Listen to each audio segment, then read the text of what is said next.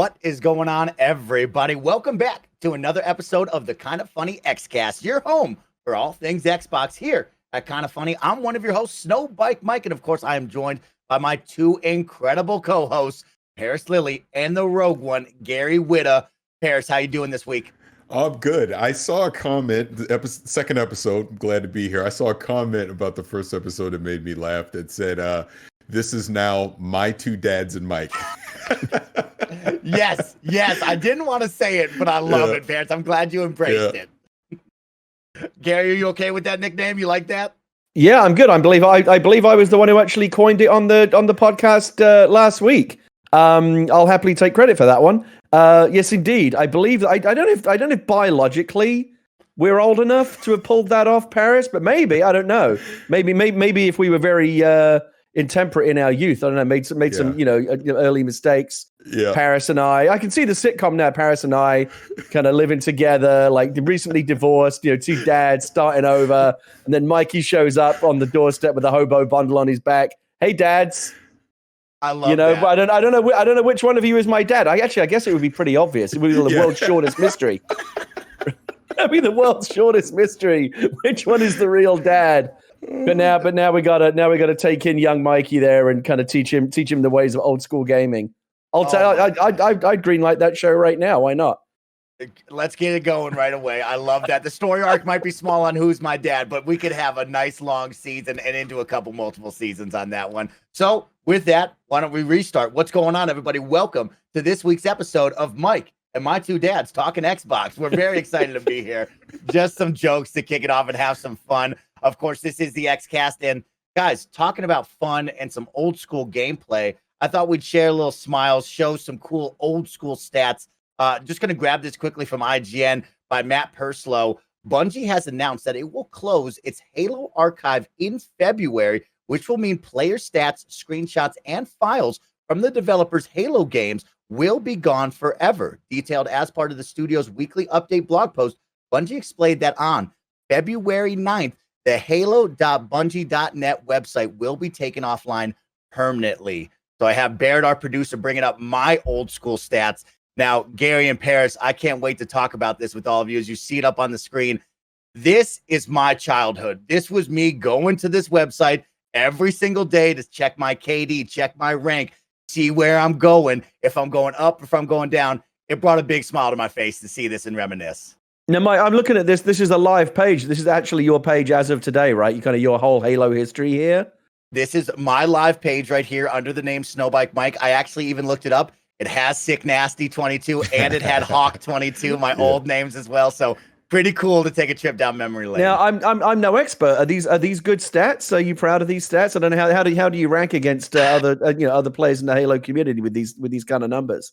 I would say against the casuals, I'm probably up on the higher tier. Against the pros and the good players, I'm probably super low. We're looking at a 0.94 KD average. I mean, as Parris is going to tell you, you got to get that up above 1, young fella. You got to get that up. One. And that's ranked though. So social, you got a 1.21 there. That's a better number. Yeah. Pretty. I would say even 0.94 in ranked is not that bad. I would take that. And like a total of 8.5 thousand kills, Mike. It's not bad. It's nothing to scoff at. Oh, well, I appreciate y'all pumping me up on my old school numbers here. Pretty cool to see in the breakdown of the guns, right? If Baird scrolls down on this live page that we were just on, you can actually see the different forms of killing that I did. A lot of melee kills back in the day, and of course, your classic AR and BR. But just a fun one right there. Parris, if we were to go to your old school halo.bungie.net page, what do you think that's looking like? I am actually afraid to see what my old numbers are. I would say they would not be as good as yours for sure. I actually was pretty terrible multiplayer player early on. I think I got better towards the end of Halo 3 going into Reach, but I'm afraid to see. There would definitely be a lot of melee kills in there. There would definitely be a lot of self deaths, so to speak, happening in there. But probably the BR. If I had to guess, if anything, the BR was my main thing to always use when I played Halo. So now that you mention it, I need to go look up my stats and go look. But I'm afraid to see them. They're not going to be that great. Oh I my actually didn't gosh. know. I actually didn't know that this was even a service that you could go online and get these stats, because I've never been like a big Halo multiplayer player. So this is kind of outside of my area of expertise here, as indeed most things are. But what's interesting is seeing that webpage just from the glance there. It's really interesting just how granular those statistics are. I mean, like every weapon, every map that you played, like you can really go through there and kind of see a very, very detailed snapshot of your whole, Halo service record, which is really cool. I think more games should do that. We love stats. We love poring over stats and analyzing them. The other thing I was surprised to learn was that Bungie was still maintaining this years after they left Halo and went on to other pastures. And now they're doing Destiny, and that's now what they do. Halo's long in the rear view for them. And yet, I don't know if it was a contractual thing or whatever, and yet they were still up until like right now, they're announcing they're sunsetting it. For years after they left the Halo universe, continued to maintain these stats on a live basis. I think that's really interesting and surprising to me. I might have found Parris. You would have been Vicious 696, right? Oh yeah. Mm-hmm. So I think I found it here, and this is all it's showing me. So we got like Halo Reach, and it says the last time you played was 2012. Yeah, Wow. That sounds about Wow. right. Look at this. How cool. Wait, Look can at I all the enlarge that? numbers, I can't even victory see. streaks, all your medals and commendations. Yeah, see, not good. Not good, he says. I love it. This is so cool. So just a fun one. I thought we'd kick off the broadcast with remind all of our friends out there that are watching and listening of like, hey, this was a really cool service way back in the day if you were a diehard Halo fan. And like Gary said, hard to believe they're still keeping all of those stats from so long ago, but it is time to sunset this program. So one last time, Bungie will be turning off this service permanently as of February 9th. You can go to halo.bungie.net to go type in your old school Xbox Live names and see if you're up there and see all your old school stats. That was fun to check out mine. And of course, Parris's. Thank you, Barrett, on the quick ones and twos. Are they giving players any way to kind of download an archive of that if they want to keep it? Yes, it says you can download all the screenshots, all of your stats, all of your videos. So you do have an opportunity to go out there and take everything you need. I was screenshotting left and right to make sure I could smile all the time. Right. That's cool. Wait, how do I'm sorry, now I'm real time trying to pull it up, but please continue. All right, well, let's jump into some housekeeping news as these two take a look at their old school Halo stats. Of course, this is the Kind of Funny Xcast. We post each and every Saturday at 6 a.m. 6 a.m. West Coast, Best Coast time on youtube.com/kindoffunnygames and on podcast services around the globe. Please make sure to hit that subscribe button on youtube.com/kindoffunnygames, like the video, and share it with all of your friends. If you're on a podcast service, please leave a review. Tell us what you think of the podcast. It's episode 2 of season 2 here on the new year, and we're happy to be back. We've added Parris Lily as our third chair, and it's been a ton of fun to bring back some Xbox news to Kind of Funny. One more Kind of Funny note. Remember, throughout the year of 2021, Kind of Funny is making a big push on Twitch streaming each and every afternoon at 11 a.m. West Coast time. So make sure to tune in, twitch.tv/kindoffunnygames. And if you can't tune into the live streaming fun, you can catch all of the VODs on youtube.com/kindoffunnyplays, where they'll be posted so you can go catch it if you can't catch it live. The Xcast this week is sponsored by Honey, Upstart, and 4Hims, but we'll get into that later. Let's jump right into the show. Guys, what a wild week it's been. It's been a fun week and a couple of big Xbox pieces as well throughout the week. So on Monday, we saw Lucasfilm Games bring in a new era, which was pretty cool, of course, coming from their Star Wars blog post. I'll read directly from it. Lucasfilm's legacy in gaming stretches back decades, and with Lucasfilm and the galaxy far, far away entering a new unprecedented phase of creativity, so will the world of Lucasfilm's games, developed in collaborations with the finest studios across the industry. StarWars.com is thrilled to reveal that Lucasfilm's Games is now official identity for all gaming titles for Lucasfilm, a name that encompasses the company's rich catalog of video games and eyes towards the future. Parris, this was a really cool one. You kind of broke it down for me. What is this? Because Lucasfilm Games really hasn't gone anywhere, but now they're kind of bringing everything under an umbrella with a new name, a new logo. Tell me all about this. Yeah, I mean, in simple terms, what they're really doing is they had the agreement with EA. I think it was supposed to be a 10-year deal, but they had the agreement with EA, and EA was to make all the Star Wars games for Disney / Lucasfilm Games.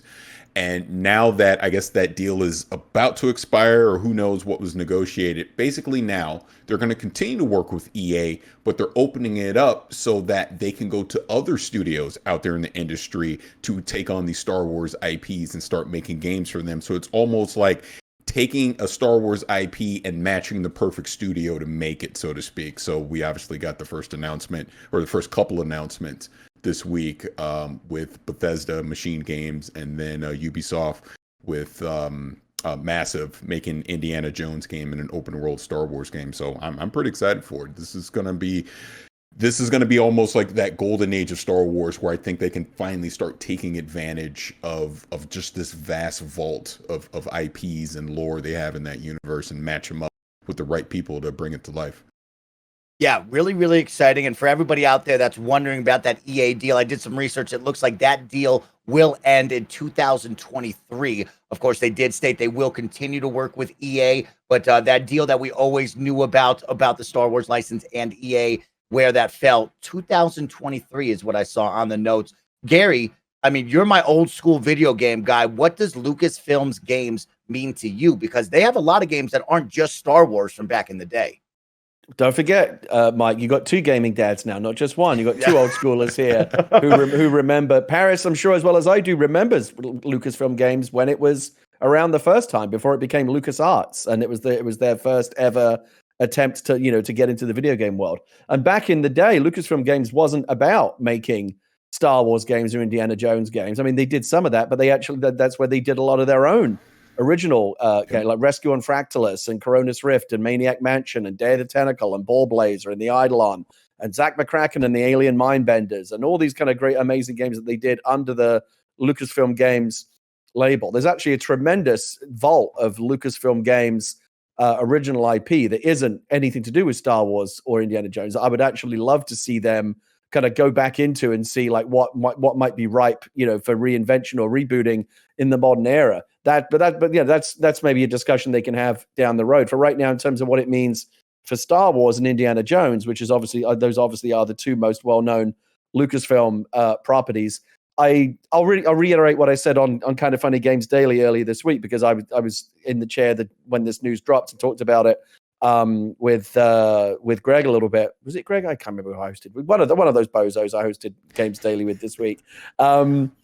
I don't think anyone inside or outside of Disney or EA is surprised that 10-year deal is not being renewed. I've said on Kind of Funny Games Daily a number of times, I don't think that EA have been a tremendously good steward of that license over the last 8 years. I think that they probably are not.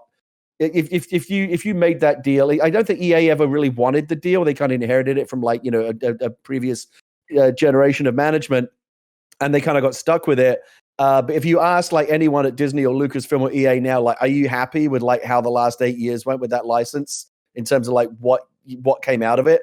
Probably no. I mean, a couple of really good games, Squadrons and Jedi Fallen Order. Battlefront 2, as you remember, was a big embarrassment at launch. That game is now finally kind of clawed itself into a much better place, but you might say too little too late. A lot of people really like Battlefront 2 now, but at launch, if you remember, it was colored. That whole launch had this, microtransactions was the only story. Everyone was talking about how they microtransacted you to death. And that was when microtransactions were at the top of this, the news agenda as like the poison pill of video games. And and Battlefront 2 became the poster child for how not to monetize a video game through microtransactions. So they got a bunch of bad PR through that. And don't forget, talking about bad PR, they canceled more games than they released. Amy Hennig's game and a number of other titles they had in development. If you remember, it was like one, bad news story after another in terms of EA Star Wars. So I think everyone's kind of breathing a bit of a sigh of relief that the EA Star Wars generation is coming to an end. They're probably 2023. There probably will be one or two more titles that are currently in development before they're done.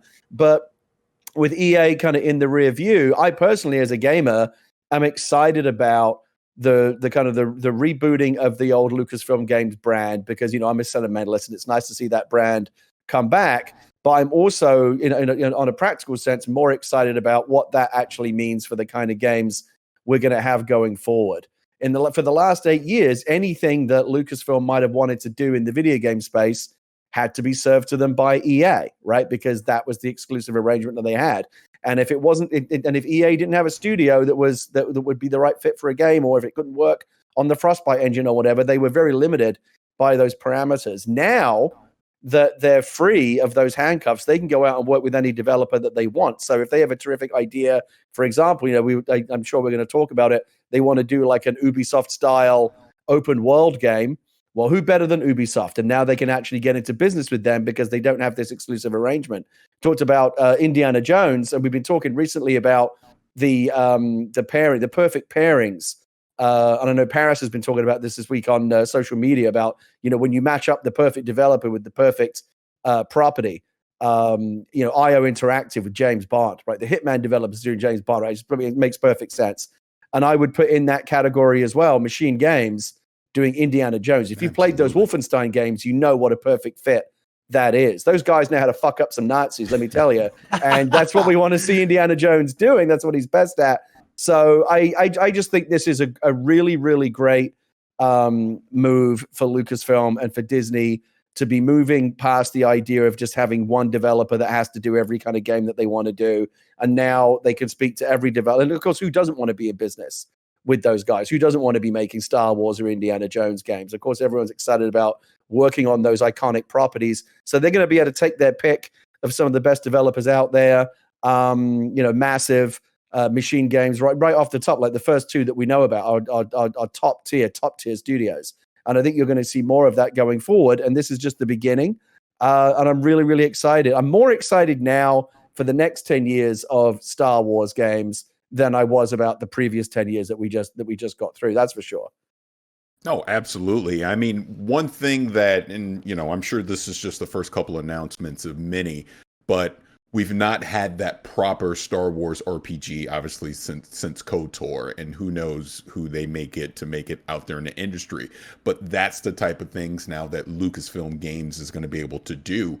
Is there's so many different type of characters in the Star Wars universe, and there's so many different types of game genres that can be taken advantage of in the Star Wars universe. And like you're saying, it's just finding the right studio to be able to do it and just give them creative freedom with that IP and just let them go nuts. Like you said, Machine Games making a game where you get to punch Nazis in the face, it's perfect. Of course, that's what you want. And when I think of when I think of what they've done with the Division series, I mean, I've been a big fan of that. And to tell them, all right, you have the Snowdrop engine, you know how to make an open world game. Here's a Star Wars IP. Go have fun with it.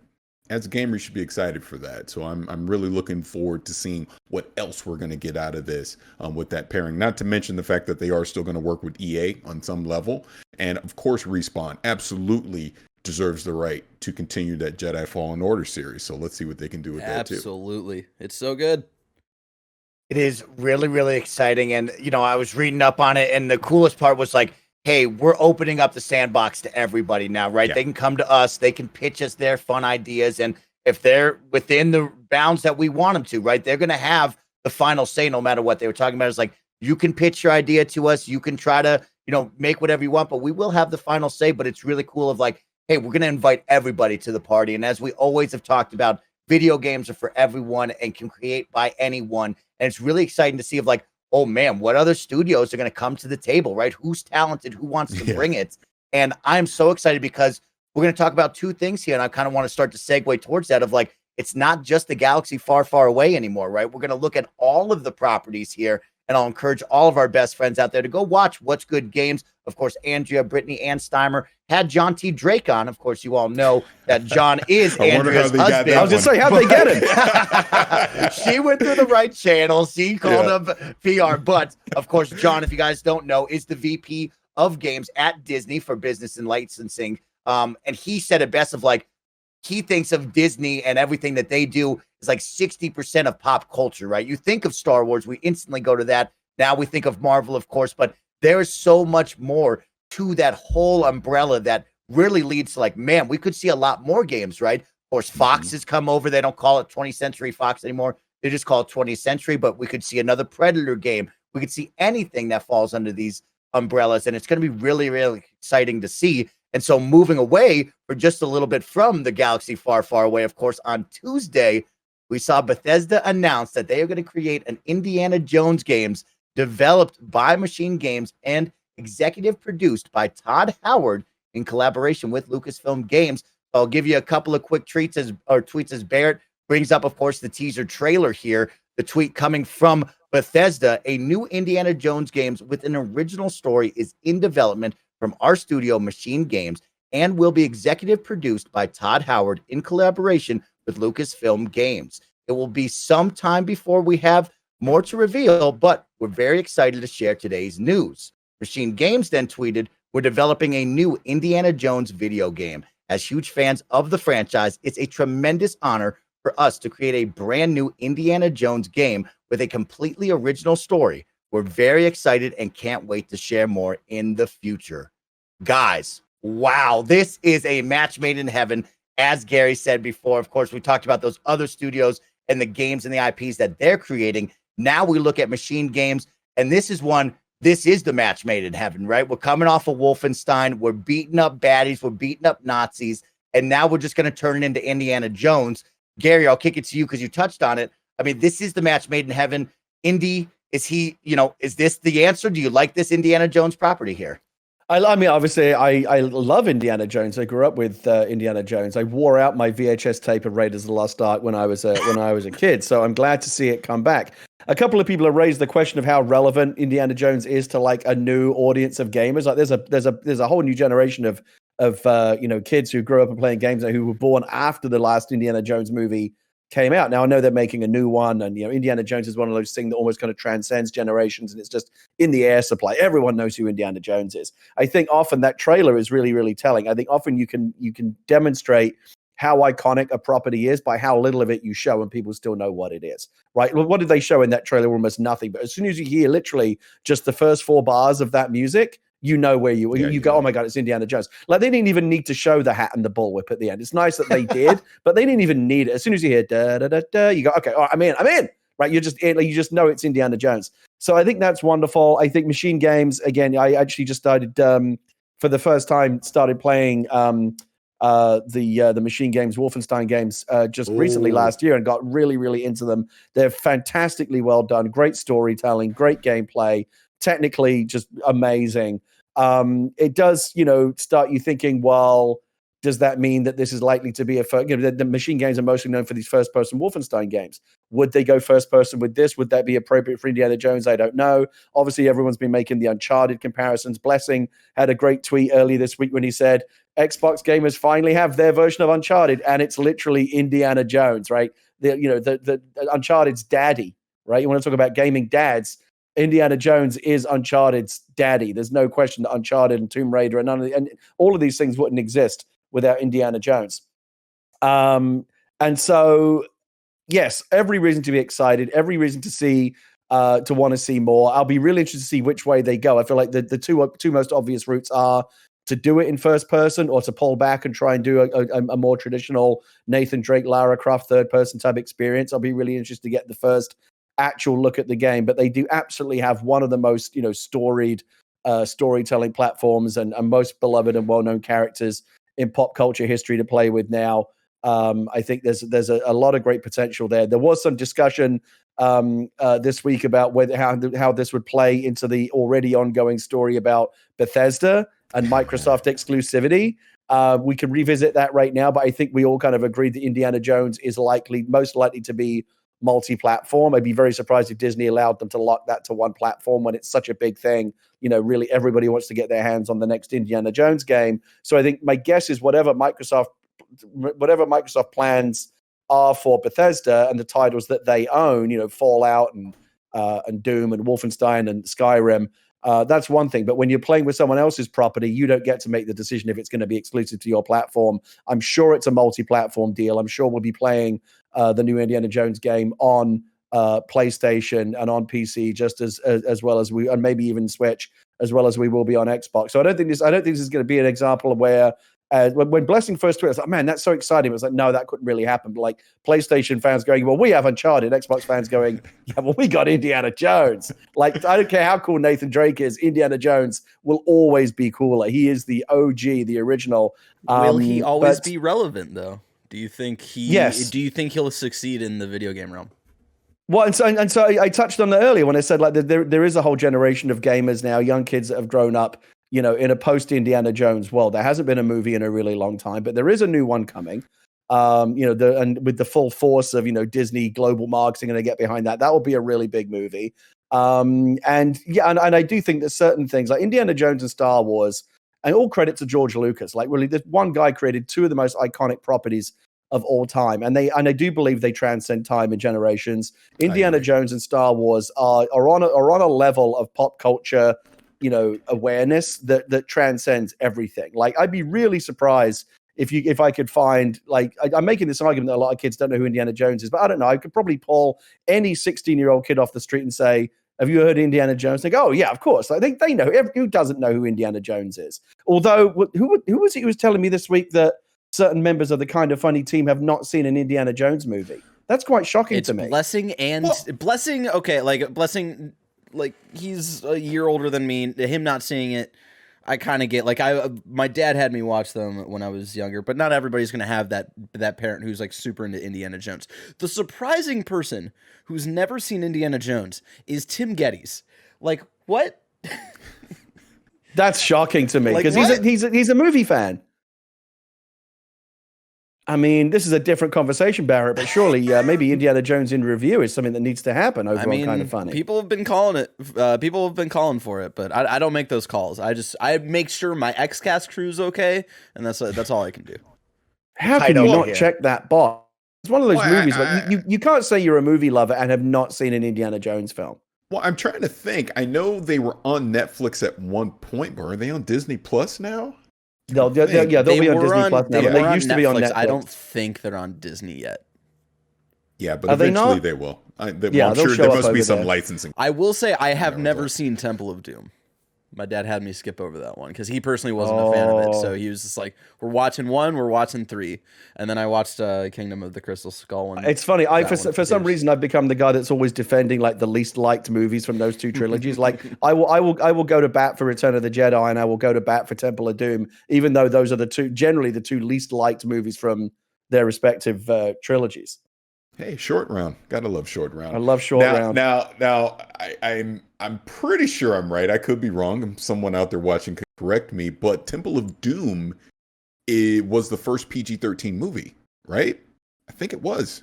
I think it was because of because it didn't exist at the time. Right. Yeah. And Indiana Jones prior to that had been PG. And the idea of an Indiana Jones movie being rated R is too weird. But I think once he pulled the guy's heart out of the chest, the MPAA were like, whoa, this ain't PG anymore. Because and they had I wasn't to come up old with enough something. to see it. Yeah, because I wasn't old enough to see it.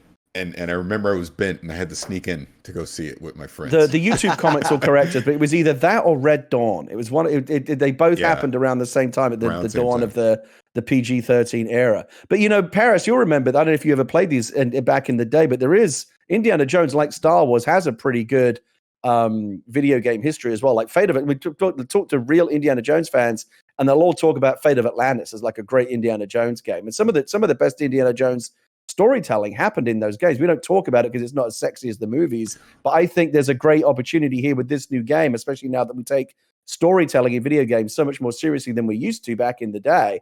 Lucasfilm always did, because they were always based on, George Lucas was all about story, and those values, were the Lucasfilm Games values as well. But now these days we expect, you look at Uncharted, you look at the Tomb Raider, story is what leads the experience.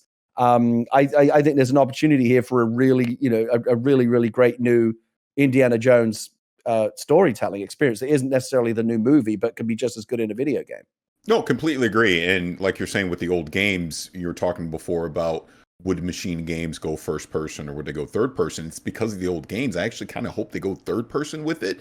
And a lot of it is just the toolbox that Indy has. I think it plays better as a third person game, just kind of some of the discovery aspects that he could do as a treasure hunter. And obviously the whip, being able to use that in third person, I think plays a lot better than it would be in a first person mode. So I'm really hoping they do, because I don't view Indiana Jones more as a shooter than I do as just kind of a third person. He's going to use the whip a lot. Yes, he'll use the gun sometimes, but it's more of, I can see it being almost a discovery type of game. Well, obviously, like you said, Tomb Raider, things like that, we're born from that. So I'm personally looking more for that from an Indiana Jones game, but we'll see. Now, one thing I wanted to circle back on was, like you said, I think we all pretty much agree that Xbox will not be an Xbox exclusive. I would probably put it at 90% that it's not going to be an Xbox exclusive. And I think one thing a lot of people missed on social media that was talking about this is the fact that these deals happen way in advance of when they're actually announced. So there's a high chance this was a Bethesda deal that was done way before the Microsoft acquisition. And even right now, the deal isn't done with Microsoft, so Microsoft is completely hands-off to this. So this is 100% Bethesda doing this deal. So yes, Microsoft maybe could go back and try and renegotiate something, but it looks like their track record is with anything done prior to the acquisition, they're honoring it. So I don't see them doing that. I think at best, from an Xbox point of view, you probably see this day one on Game Pass or something like that, right? That would maybe be the incentive that Lucasfilm Games could potentially give the Xbox brand to have Indiana Jones on their console. Where, yeah, it's on PlayStation day one. Maybe it shows up on whatever Nintendo console is out at that time. But on Xbox, hey, we'll at least give you Game Pass day one, and maybe that's it. Really quick, because I see some people in our live chat already being like, Spider-Man on PlayStation and stuff like that. You have to remember, like, there is a weird, like, I honestly wouldn't be surprised, and I don't know if we'll ever find out about, like, how they were able to get Spider-Man, like, exclusive. But I would not be surprised if it had to do with getting Spider-Man into the MCU, with both, like, with Sony owning the film rights, Disney being like, hey, if you let us have Spidey in the MCU, how about, like, we'll give you an exclusive for something for your video game stuff. Yeah. I don't know exactly how that all works. That might be stupid. Like, actual business people might be listening to this and being like, this kid. But I imagine that's got to be something along the lines of what happened there. Yeah, there could be some kind of Sony corporate magic happening, and also I feel like I know I'm on an Xbox podcast and I don't want to piss anyone off, but there are more PlayStations out there than there are Xboxes. That's just like a mathematical fact, and I think sometimes that's why sometimes it's a little easier for Sony for PlayStation to lock down these third-party exclusives, because being exclusive to PlayStation, you're going to sell more copies than you would be if you were exclusive to Xbox. So it's maybe easier to make that single platform exclusive argument if you're on the Sony side. That could change, as the next generation unfolds, but that's traditionally been the case. I also just kind of want to make sure that when we're kind of prognosticating about an Indiana Jones game, I haven't heard Mike weigh in on this yet either.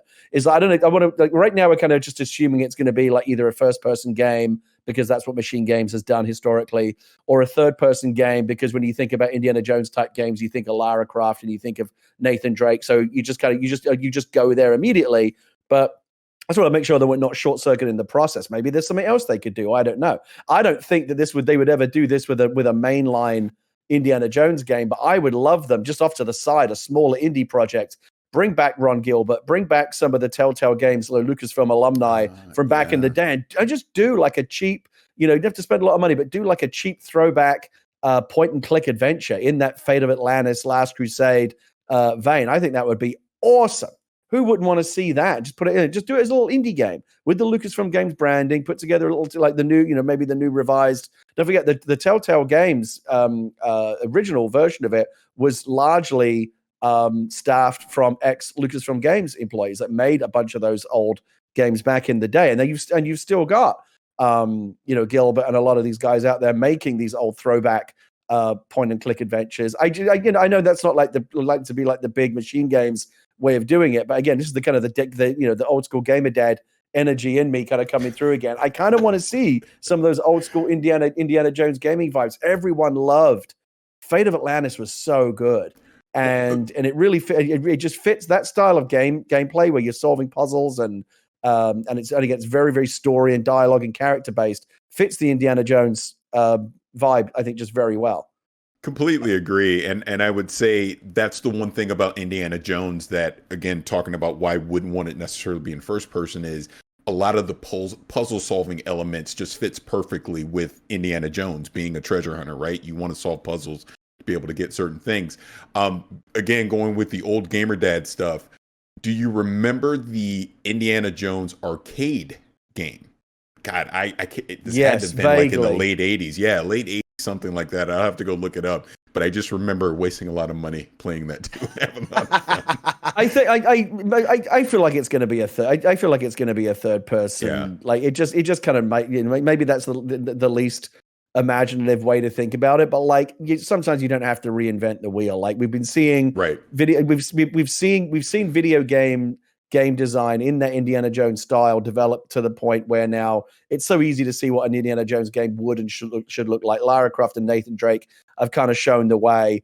And I feel like Indiana Jones is now going to show up and say, "Thanks, everyone. I'll take it from here."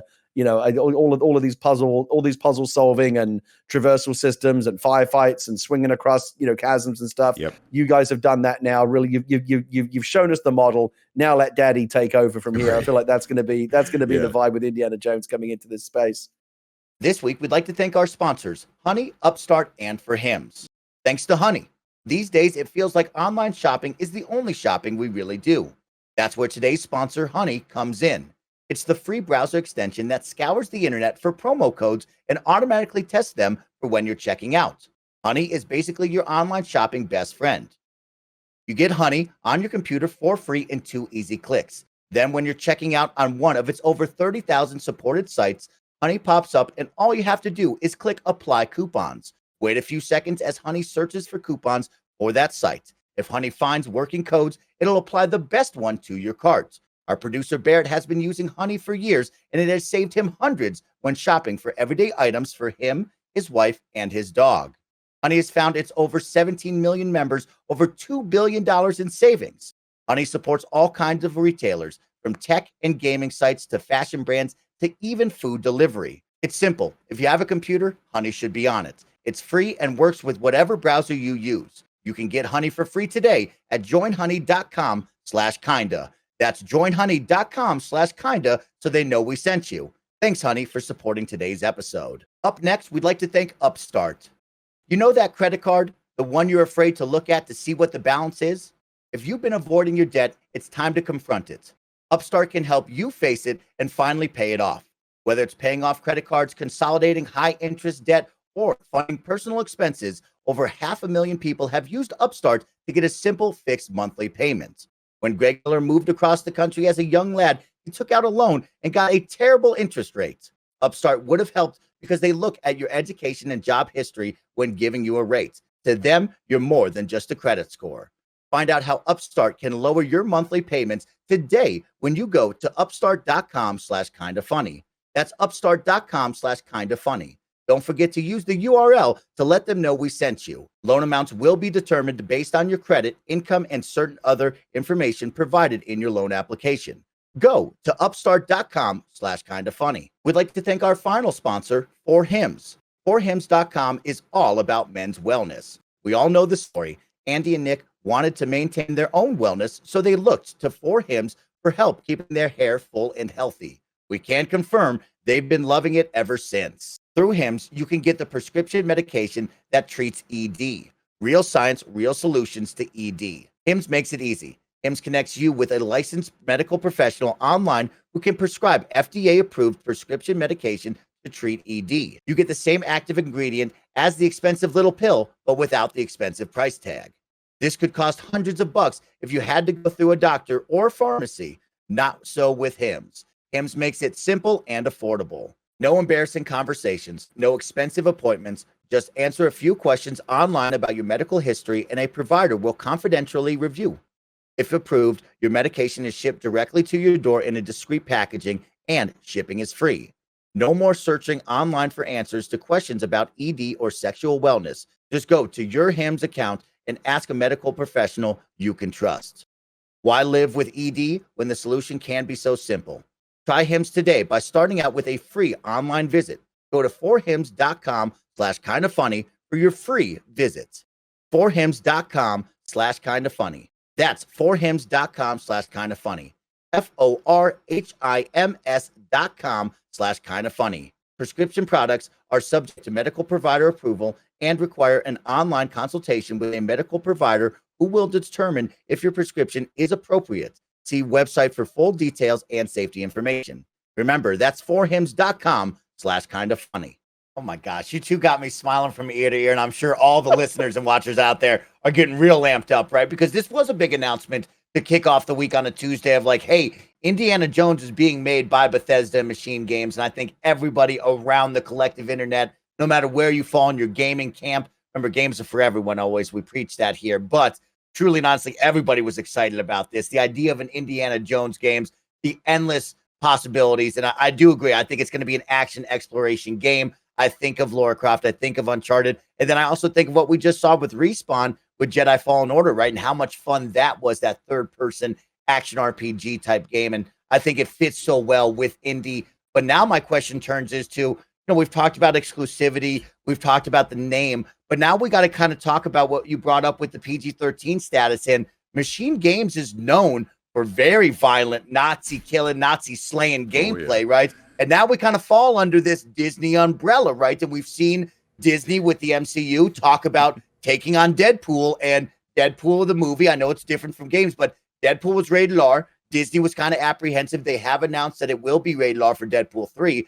Do we think Disney will be okay with slapping a big, mature title branding on this for Indiana Jones? No, here's the thing. It will. Indy punches Nazis, Wolfenstein tears Nazis' heads open. No, I'm not concerned about that at all. The guys at Bethesda and Machine Games, they're pros, right? They know how to do this. And like, well, the only way we know how to kill a Nazi is by shoving a pickaxe up his asshole and ripping his intestines out through his throat. Like that's appropriate for Wolfenstein, but we know that Indiana Jones, especially now that it falls under the Disney umbrella, with all of the tonal parameters that implies, they're going to make a game that is the appropriate tonal match for the Indiana Jones that we know and love. That's not a concern at all. Yeah, I would completely agree.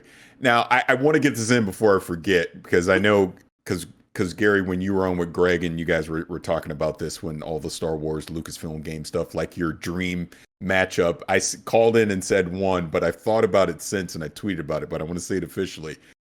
If there was another one you could do, a dream one, I would love to see the Coalition do a Republic Commando style Star Wars game. He stole mine. Yeah, but it's the Bad Batch. Yeah. So they're coming out with that Bad Batch on Disney Plus. Yeah. Take that and do it like Republic Commando style. Yeah, I had mentioned that on Games Daily too, of doing a Republic Commando Bad Batch. But I'd like, and I've thought about that for a while. Like ever since they came up in season 7 of Clone Wars, I was like, they got to do a Republic Commando. I just never thought about the developer. And I think that's a that is cool. It also puts me in mind. I think the Coalition. I remember seeing your tweet, Parris, and thinking, that's a really great match. Bringing over all the, because Gears of War, those characters are halfway there already, right? So that makes total sense. But it almost I know it's a different franchise, a different company, but also puts me in mind of the old. Do you remember the old Battlefield Bad Company games? They used to be really fun. Yeah, really. And the idea of like a Dirty Dozen group of kind of ragtag reprobates that have been thrown together to kind of do this mission, but it's a real kind of perfect squad. They would be perfect for that kind of Bad Company kind of vibe too, just because of like who they are as characters. Like that would be great. No, it makes total sense. Yeah. Oh, well, since we're pitching that, let's take a quick moment to pitch that, because I had that for the questions, because I love that. I put down, for all you pod racing fans out there, we get Turn 10 to make a fun pod racing game here in the Xbox world. That would be a blast for me. I mean, everybody loves pod racing. If you gave Turn 10 the opportunity to whip up some unique and creative courses, the opportunity to customize and build out your pod would be really, really fun. And I know that would really generate a lot of buzz around the youngster audiences. We've all grown up with Star Wars Episode 1 Pod Racer. I don't know if it's still relevant, but I know we have an incredible racing team here over with Xbox, and man, pod racing would be a blast. I agree. And I say every time, that original Episode 1 Racer game that came out back in the day, and they just re-released it on Nintendo Switch. And I think that game, when you talk about what are the best Star Wars video games that have ever been made, you got to talk about X-Wing, TIE Fighter, Knights of the Old Republic, Dark Forces, maybe the Super Star Wars games you would put in there as well. I know people like those back in the day. And now, of course, you would add Fallen Order to the mix as well. Don't sleep on the Episode 1 Racer. That was a really, really good game. It's a straight-up racing game. That game was great. We used to play that with my crew when I was editor of PC Gamer magazine back in the day, and we didn't even like the prequels, right? But we loved that game. That was a game that transcended the fact that people didn't like the movie it was based on. That's how much it speaks well of that game. Really good, and I would love to see that revisited. Yeah, more pod racing. I think another easy one, of course, everybody's yelling in our live chat right now, of course, Obsidian and KOTOR, but giving Obsidian a chance to create a nice open world, story-driven RPG could be really something special. We saw what they've done with Outer Worlds recently. Let's go right back to it. Let's have some fun. That's another great match made in heaven, and I'm going to steal one more from Parris, who brought it up in the pre-show, but if we could get the team that made Microsoft Flight Simulator and maybe just create a DLC where you are piloting an X-Wing or the Millennium Falcon, and they just create a small universe with a couple of, planets that you could just fly by and get towards by around the ground, that would be something really, really cool as well. Now, what if you want to get really ambitious, what about the idea of like a really big, space trading game where you can play like a Han Solo kind of character or a bounty hunter or whatever, but like blow it out real big, like Star Citizen, Elite Dangerous type level of like a fully realized galaxy, going from planet to planet, going to, sleazy space stations, picking up some illegal cargoes, you're running away from Imperial patrols. And I want to play these games. There's so much potential. There's more great ideas out there than there are resources to make them all. They've got a real embarrassment of riches at Lucasfilm Games right now. I'm sure they're getting pitched ideas left, right, and center in terms of different studios. We can do this, we can do that. You've got to pick the ones that are going to ultimately not just be the best ideas on their own, but also kind of holistically comprise the best suite of games that they're going to release over the next few years in terms of having a good variety of genres and different areas of the canon and characters, making sure that all your games aren't just focused on the original trilogy or the prequel trilogy or the sequel trilogy, or even something complete. The High Republic is a big thing now. There's so many different areas you can go. Old Republic set 10,000 years before the Star Wars that we know from the movie. So they have this massive opportunity, and Drake and all the guys over there are going to have got a really a challenge that they should relish in terms of figuring out like, what do we do with this massive world of opportunity that we have? We've got one of the biggest IPs in the world, if not the biggest one, and the opportunity to pretty much talk to any developer we want about making them happen at the highest level. Two that I want to throw out there. I know they've been said on other shows, but I just want to bring up. I think it was Roger's idea of a Ghost of Tsushima like Ahsoka game. I need that in my life. I didn't know how much I needed that in my life until he said it, especially with how much I love Ahsoka. He was saying like do it somewhere post Return of the Jedi. I think it would be best fit for somewhere in between episode 3 and 4. And then I think it was Blessing who was just saying like anything roguelite in the Star Wars universe, and then I added on top of like a roguelite Darth Maul game where you're dying over and over again playing as Darth Maul and shit. I think that'd be great. Oh, so many endless opportunities and so many fun pitches that will be thrown at that one. Want to circle back to Indiana Jones for two more quick questions to the both of you. This one's for Gary, as you can shed some light to me and maybe others that really don't know the grand scheme of things here. But of course, the conversation started of, is Todd Howard being stretched too thin? Will Todd Howard have to halt production or slow down production on Starfield and Elder Scrolls? And so the conversation is of course, he will be executive producer on the new Indiana Jones game, but he also is the game director on Starfield and Elder Scrolls 6, and he's the executive producer on the Fallout TV for Amazon, the Amazon TV series. Gary, executive producers in and out, and of course in the game genre it might be a little different than the film, but like, is this him stretching too thin? Will this halt production on some of the bigger games that we're looking at? Like, what does this mean for us as gamers looking at this big name right here attached to this title? I mean, I don't know. We talked about this on Games Daily as well. Todd Howard attaching himself to Indiana Jones. It sounds like Todd's like a huge Indiana Jones fan. This is the game he's wanted to make his whole life. So of course he's not going to just let that happen in the room across the hallway, and just going to put his face up against the glass. Hey guys, what you doing in there? Like, he's going to be involved in making this game. Whether or not he's spreading himself too thin, I'm not an expert in game executive level kind of management and production and that kind of stuff. I'll just say that someone like Todd Howard does not get to the position that he's in the industry without knowing how to do his job. And yes, Bethesda have had some stumbles and pitfalls in the last couple of years that they're acutely aware of. Fallout 76 was a disaster, and Todd and the people at Bethesda got a lot of shit, and rightly so, for those mistakes. Hopefully they've learned from those mistakes. I would just say that I'm gonna put my trust in Todd, and if he tells me that he can go work on the Indiana Jones game, but without having to take his eye off the ball of these other things, and there's plenty of Todd Howard to go around, I'll take him at his word.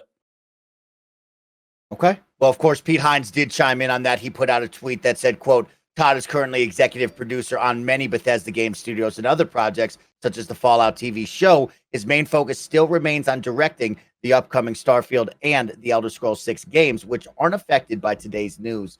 So very exciting. Nice to see Pete Hines step up and say that, because, of course, the question is like, that's a lot on this guy's plate right here. He is the big dog over at Bethesda, and could this have any problems with some games that, of course, we're all looking forward to, especially with this Xbox and Bethesda deal? You look at Elder Scrolls, and those might be the really big heavy hitters when we start to talk exclusivity, if that actually comes around. So we definitely want those to stay on the main track here, not get deviated. For you, Parris, when we look at Indiana Jones, is there a way to get Harrison Ford in the VO booth and voice Indiana Jones? Do you think they'll go with a different route and bring on the big hitters in the VO world, or do we think there's going to be somehow a way to get this man in the booth? I think a lot of money helps.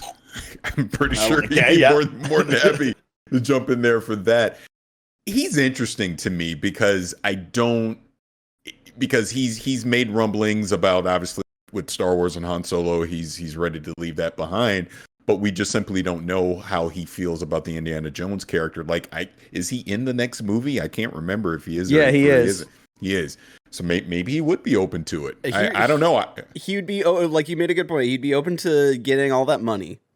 But even with that, I feel like he'd phone in the performance a little bit. I would disagree with that in this sense, because when The Force Awakens came out, that was my fear. And my God, if it was like he didn't miss a day as being Han Solo. He was totally into it, gave it his all, even though he was ready to be done with the character. So I think if he commits to it, as if I know Harrison Ford, but I almost feel like he would put his full effort into it. But then at the same time, I could see him not wanting to be bothered. I mean, he's got what is he, mid-70s, pushing 80 at this point? Maybe he wouldn't want to do it. I don't know. Yeah, my gut tells me no, but again, in this day and age, you just don't know.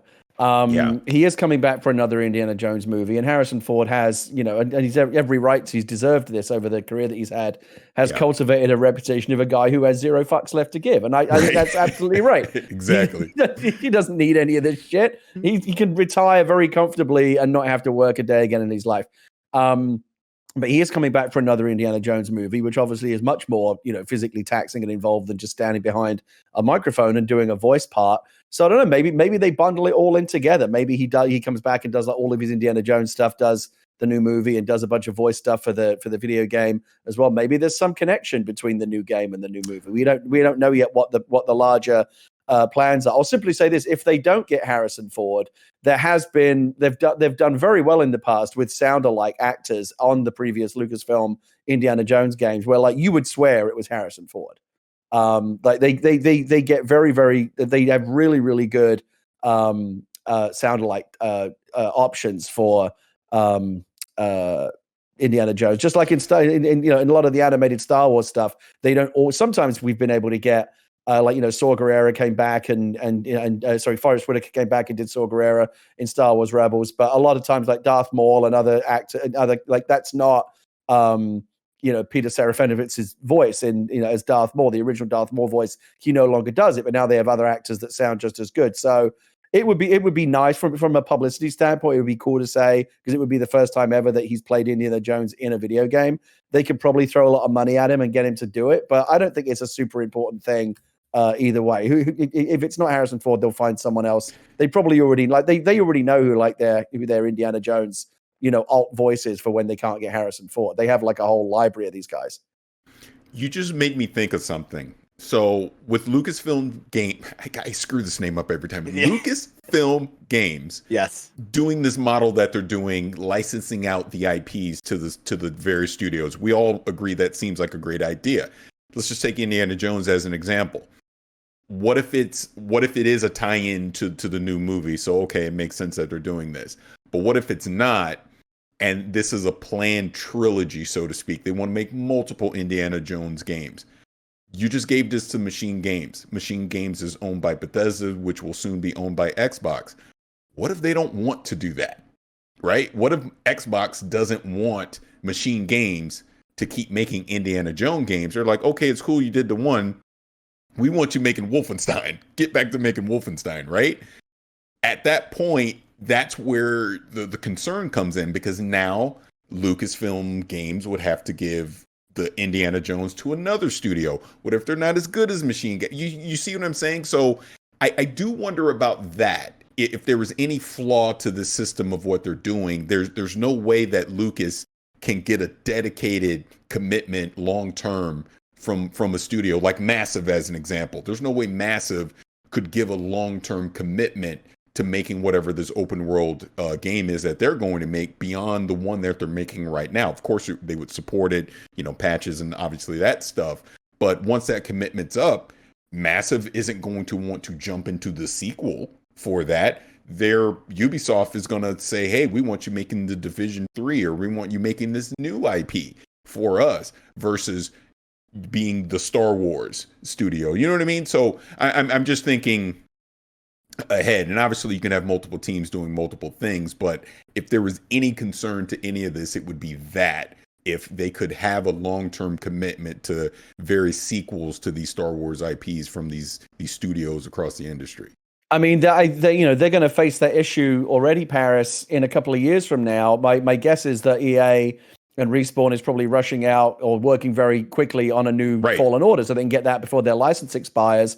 But if Disney and Lucasfilm Games wants to continue the Fallen Order franchise through Fallen Order 3 after the EA deal expires, that's an issue. They're going to need a new studio for that already, right? Because they know they're going to no longer have access to Respawn. They did say that they're continuing the relationship with EA even after the exclusivity deal. Yeah, maybe they'll extend the deal just for that one franchise. Yeah, there's no way and for Squadrons, because those have been, maybe they'll keep those threads going. But the idea of a holistic deal with EA where they do everything in Star Wars, that's the part that is coming to an end. But to your point about, I think you're right that Machine Games and Massive might not want to be in the Star Wars and Indiana Jones business for the rest of their lives. They've got other things to do, Wolfenstein, The Division, other things they want to get back to, new IP, things they want to get back to doing. But again, it doesn't worry me too much, because I think two examples, Activision with the Call of Duty franchise and Ubisoft with Assassin's Creed, have demonstrated that it is possible to kind of keep these things going by having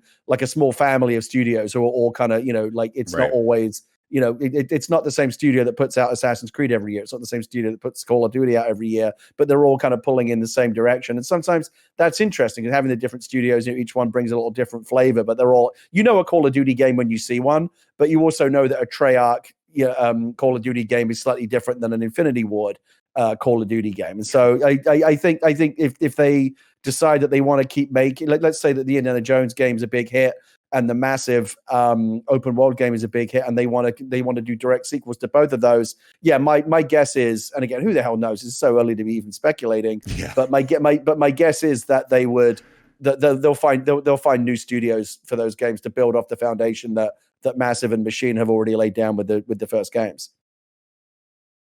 All right. Well, of course, we also do know that Wolfenstein 3 will be coming out as well. So it'll be very exciting to see Wolfenstein 3 and then move into Indiana Jones with that team. We've kind of mentioned it before, but of course, on Wednesday, Ubisoft Massive announces that they are creating some sort of open world Star Wars game. Of course, many of the listeners and watchers will remember that Massive is the creators of the Division 1 and 2. So that's going to be a ton of fun. We know Ubisoft, as Gary's mentioned, very well known for their open world RPGs and the games that we've been playing for over the past decade here, adding the Star Wars title to that. Very exciting. So we've had a pretty big week over here with the Lucasfilm game. Thank you so much. I want to say films all the time, and I'm trying to catch myself. It's a tough one. It will roll off the tongue once we get more. Keep up with Star Wars one final time. Want to give a quick update for everybody out there that's maybe playing Star Wars Jedi Fallen Order. Of course, that is on Game Pass now through that EA Play deal. And this is coming from IGN.com with Matt Purslow. The next gen optimization update improves Fallen Order's frame rate, dynamic resolution ranges, and post-processing resolution, although the changes do depend on what hardware you're running. For the Xbox Series S, the only change is the frame rate, which has been increased from 45 to 60 on the Xbox Series X. Performance mode now hits 60 frames per second, and the dynamic resolution can scale between 1080p and 1440p. On normal mode, post-processing has been increased to 4K resolution, and that dynamic resolution can change between 1520p and 2160p. So a good one there. I mean, to keep up the Star Wars hype, the big deal with EA Play, one of the biggest games of the past year, maybe two. I forget. I think it was like end of 2019, a big game right there. So it's on that. It's now getting a little bit of a buff. It's not the full optimization patch, just so everybody's aware, but it is getting a nice little boost here, just so everybody I will knows. say, like, I recently replayed it because I'm doing a whole Star Wars rewatch with like a bunch of movies, comics, video games, and stuff. I just replayed it on my PC at 1440p at 60 frames per second. So if you got that option on the consoles now, like, now's the time, because playing that game at 60 frames per second, dope as heck. Oh my gosh, so much fun. Let's go into a quick heads up for all the watchers and listeners out there. We have a free play days coming up right now. Star Wars Squadrons, Dragon Ball Fighter Z, and Yooka-Laylee are available for Xbox Live Gold and Xbox Game Pass Ultimate members to play through Thursday, January 14th until Sunday, January 17th. So if you're listening and or watching when we release on Saturday, you have a weekend, an opportunity to play 3 different games. And this is one, Gary, you've been always beating the drum of. You missed those old school Xbox days where we had demos. And I think Xbox, the team over there, have done a good job over the years giving you these free play weekends. But I worry that not enough of us take advantage of it. I know me for sure. I don't take advantage of these free play days enough. So I think it's one of those, we might not get the demos we used to, but hey, you should take advantage of these free play days if you don't have these games. Gary, do you take advantage of these at all? Not enough, no. And I've said before, I personally think the Game Pass era is superior to the Xbox 360 demos era. I'd rather live in this era and have, not necessarily. I'd rather have like a really, really good curation of games that are free to play all the time than demos for every single game, but I still have to buy them a la carte. I do like these free weekends. I also want to just one other quick PSA, just do a quick shout out. If you're on the PC side, Star Wars Battlefront 2 is free on the Epic Games Store right now. Go download that. Mentioned it before. It was a big mess at launch, but they have really, by all accounts, that game's actually in really good shape right now. Battlefront 2, and the servers are going to be populated again. It's free right now. A bunch of new players are going to be jumping in. I'm probably going to be trying that this weekend. So one more reminder: Star Wars Squadrons, Dragon Ball Fighter Z, and Yooka-Laylee all available right now for your Xbox free play days. Now, jumping in, Parris, you have one? No, every time you say Yooka-Laylee, I immediately think, hey, Phil Spencer, could you please get that studio to make Banjo-Kazooie? That's all I'm saying. Just please. That's it. Parris, one more time for me. Say it for the people loud in the back, just in case they don't hear what we want here on the Xcast. Give it to them one more time. Please, Xbox Game Studios, could you please get the developers of Yooka-Laylee, who used to be the developers of Banjo-Kazooie, to please make a new Banjo-Kazooie for the Xbox, please? That's all I want. I'm gonna go one further, Parris, and I'm gonna make a prediction. I'm gonna put myself out there, and at the end of the year, we'll see how we did. I want you guys to chime in on this as well. I'm gonna make a prediction. I don't know about the developer, but Microsoft, clip this. Microsoft will announce a new Banjo game in 2021. Let's hope so. I'm saying it. I'm saying it. Exactly. I think me and Parris both look at you like, yeah, we want that. Is right. Please. Everybody clip that. Hold Gary accountable for that one. Moving on. January Games with Gold. Another friendly reminder that Little Nightmares is running through January 1st through the 31st. It has a sequel, like I told you, coming out in February. So just want to remind you of that. Dead Rising is now available January 16th through February 15th. That is the remastered version running at 1080p with 60 frames per second. King Fighters 8 is available January 1st through the 15th, and Breakdown running January 16th through the 31st. So that's all your heads up and alerts for you. Let's jump in to some user questions from all of our best friends around the globe. This question coming from Brand DNH. He says, yo, Xcast crew, we need a segment that checks in with Gary and Parris's children and what their takes on new games are, because their perspective is important. And of course, this is my Xbox with my two dads, so we got to check it out, you know? We all Someone in little the chat dads. was saying my dad, and me, which is just Yes, hilarious. exactly. My dad, and me. That's a good one. I like that. I like that. I like that. But Just that a is question one who we that- want to get sued by.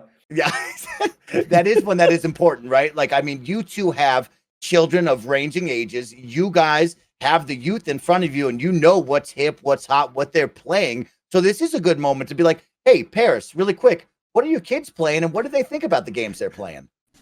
You might not want to know what my kids are playing right now, and I'm baffled myself. They are obsessed with Skate 3, which is yes. Hell yes. Those are good that's all kids they're right there. playing. So it's like you have a Series X, you have an S, and all you do is play Skate 3 on it. That is all they've been doing.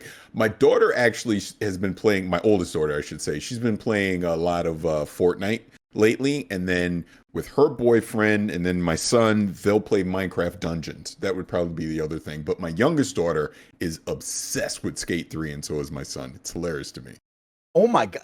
Okay, Parris, I'm going to be honest with you. I did not see that coming. That is a gem that everybody Yeah. should play. So now in my mind, I'm like, man, he's one radical dad. If he's got his kids playing Skate, like, that's super dope. No, But that's I'm walking awesome. in the no, I'm the person walking in the room. What the hell are you playing? What are you doing?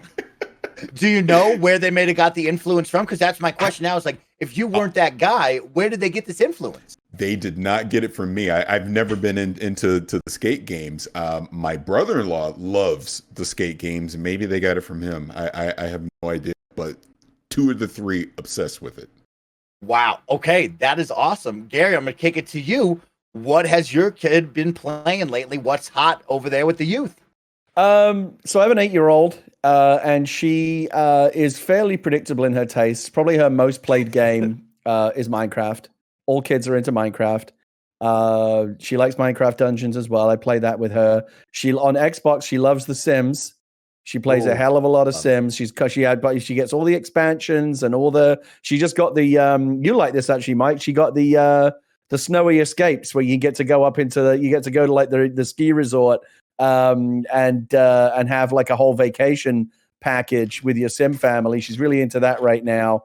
And then it's funny to parents talking about like his kids playing older games. Again, we have it's crazy, right? Like you said, we've got this Xbox Series X under the TV, this kind of monolith of next generation power. Yeah. And what did my wife and kid playing on it? Plants vs Zombies. And Yes. on the Xbox 360, through back compatibility. And again, I've said before, it's so great you can go back and play these old games. The one thing that I've done to kind of nudge her towards my own thing is she's really into, she really likes Tony Hawk Pro Skater 1 and 2 right now, the remaster. And she's like doing all these kind of half pipes and stuff. I said, hey, if you like that, you might like a little game called SSX3. That's my favorite, Mike. You know how much I love know it. SSX3. You see me smiling. I know you love my it. favorite game of the Xbox One, the original Xbox generation, and it actually got a pretty good remaster for the Xbox One. You go grab it digitally right now. I think it's $5 or $10. Go grab it. It's my favorite. And I'm just about to start getting her into that as well. So I always try to be really careful. And Parris and I could probably do like a whole Gamer Dad podcast about this, but like I always try to be really careful about not trying to push my kid towards, certain, like, you got to watch this or you got to play that because I like it. You got to let them discover this stuff on their own. My kid just kind of organically, like, she watches me play stuff and has questions about it, and I might make recommendations, but I'm not like, oh, you've got to watch these movies and this TV show and play these video games because this is like, I don't try to curate her media diet. Obviously, we steer her away from things that we don't think are appropriate for her age range. But I'm not like putting her down in front of games saying you got to play this because I liked this when I was your age. Let her discover stuff for herself is my parenting policy when it comes to that kind of stuff. Pretty much the same. I've never pushed them. Oh, you have to play this or you have to do that. It's just been a thing of they've been discovering things on their own, and obviously they have their friends that suggest stuff as well. But I would say the closest would probably be Destiny with my son. But that was a thing of he would just watch me play Destiny for hours at a time over my shoulder. And then one day Santa Claus came down the chimney and gave him his own console and started playing, and we would play together. But that's probably about it, really. That's really cool. Those moments. I mean, of course, I've talked about it with me and my mom playing Gauntlet Legends back on the N64, or her helping me through Pokemon back on the day on the Game Boy. But those are those moments you never forget as a kid. And I'm sure you guys have those same experiences with your parents. And now you both as parents get to have these moments where you smile, you laugh, you play together, you learn together. You're going to have moments where you take a bunch of L's in Fortnite or in Destiny PvP and you just get back up and try it again. So that's really cool. And I think it is something where we should check back in, maybe not every week, but every occasionally. Maybe you guys have a fun story or a new game that they're playing, because that is truly what we're looking at now. Is the youth is coming. They have all of these consoles, all of the world at their fingertips. And it is interesting to say, like, what are you playing? And Parris's kids are out there playing Skate 3, which is still blowing my mind as I give this little monologue here. I can't believe it. So I think this is probably a weekly segment. I have to do my weekly Game Pass shilling, right? So that's how it was because of Game Pass, because Skate 3 is on Game Pass. That's how they found it, and that's why they're playing it. Yeah, it's such a great tool for discovery. And this is obviously a much bigger topic. I mean, there are whole podcasts out there dedicated to like being a gamer parent and raising, gamer kids. But Mike, you hit the nail on the head. Everyone's got now, whether it's from the point of view of the child, like you growing up with your playing games with your mom, or me and Parris playing video games with our kids. It is genuinely one of the best ways you can bond with a parent or a child, is like playing video games, especially the co-op ones. Like when my kid and I, our first real bonding experience, we used to play the Lego games. Are so great, for that co-op, building things together, fighting the bad guys and solving puzzles together. Minecraft Dungeons then kind of carried that forward. The whole family's been playing 3-player Sackboy with the whole family is just so much fun. It's such a terrific way for because it's different than just like sitting and watching a TV show with your kid, which is kind of a passive thing. When you're actually interacting with both of your characters on the screen at the same time. And my kid's the worst, because like anytime like treasure drops in a video game and it can be grabbed by anyone, she will always gank it first. Like she'll just grab it no matter what. So hey, that was my treasure. But as soon as you try to grab a treasure, she's like, hey, that's mine. She's very, very greedy when it comes to treasure, my kid. So I'm trying to teach her like good. She's a ninja looter. She's constantly ninjaing all the loot. And I'm trying to tell her, hey, you gotta spread that around a little bit. I think she wasn't that thrilled in Minecraft when the concept of the reserved drop showed up. Something will drop, but only a specific player can pick it up. And that's the game saying, hey, there's plenty of stuff to go around. You got to share. My kid's like, I ain't sharing that. Why can't I pick it up? I want it. I love kids, that. Man. Well, let's end the show. We've been smiling. We've been laughing. Of course, we do try to end the show by just spotlighting an awesome game on Game Pass, right? People call us Game Pass shills, and whatever you want to call us is fine. But truly and honestly, we do this because you have so many games at your fingertips, and there's games that Gary will try, I'll try, Parris will try, Alana used to try. And it's just like one of those of like, hey, you can download this with your service, so why not give it a try or see if you like it? And so we'll kick it to Parris. Parris, do you have a Game Pass game of the week? I know I'm putting you on the spot, but if you don't, I have one. Okay, Skate. It's a great Game Pass game to recommend. The online multiplayer is still live. You can play it with your friends. The story and the campaign is incredible. The tricks are nasty and radical. It is totally worth it. Parris, great pull for your Game Pass game of the week for sure. And with that, let's conclude this week's episode of the Kind of Funny Xcast. Of course, I've been your host, SnowBikeMike. You can follow me on all social media at SnowBikeMike. Go check it out. And of course, we're making a big push here on Twitch, twitch.tv/kindoffunnygames with the Kind of Funny team throughout the year of 2021. You can catch us live streaming gameplay each and every weekday, Monday through Friday at 11 a.m. So make sure to come stop by. We're playing games all the time. Parris, where can everybody find you? And what do you got to say to me? Oh, okay. I have two things to say. You can find me. You can find me over at Gamertag Radio.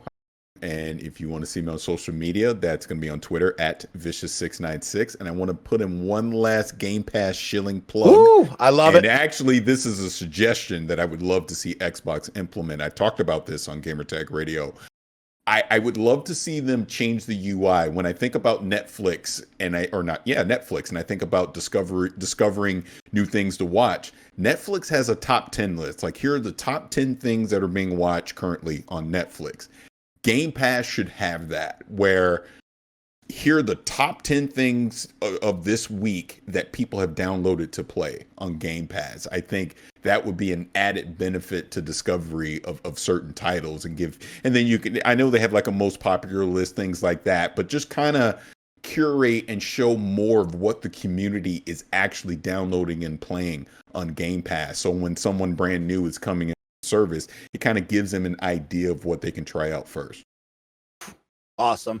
Gary, where can everybody find you, and what are some parting words to all the gamers out there? So parting words, I'll just echo what Parris said. I agree. I actually think that the Xbox UI doesn't do a terrible job. You go there, they usually show you like what's new, what's trending, or whatever. But I agree. It can always be better. One of the things that we've learned from all of these different streaming apps out there, Hulu, Netflix, Amazon, Disney Plus, there's so many things out there, and the PlayStation Store and the Xbox Store, the Switch eShop.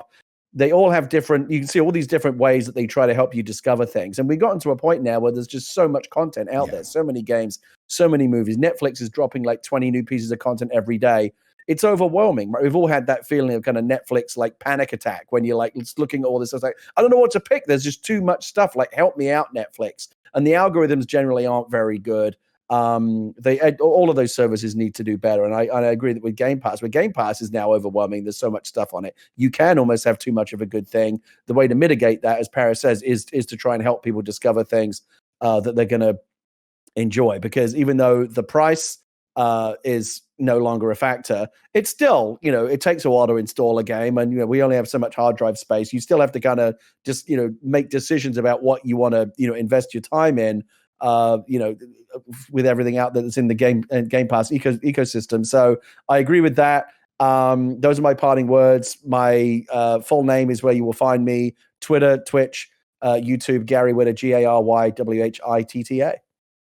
Love it. Thank you so much for joining me this week, you two. It's always been a blast. Shout out to my guy, Bear Courtney, on the ones and twos. And thank you to everybody for tuning in and watching, whether you're on youtube.com/kindoffunnygames or on podcast services around the globe. This will conclude episode 24 of the Kind of Funny Podcast. As we always tell you, be good to one another. Challenge yourself to go out there and be great. Try something new this week and have fun out there. See you, gamers.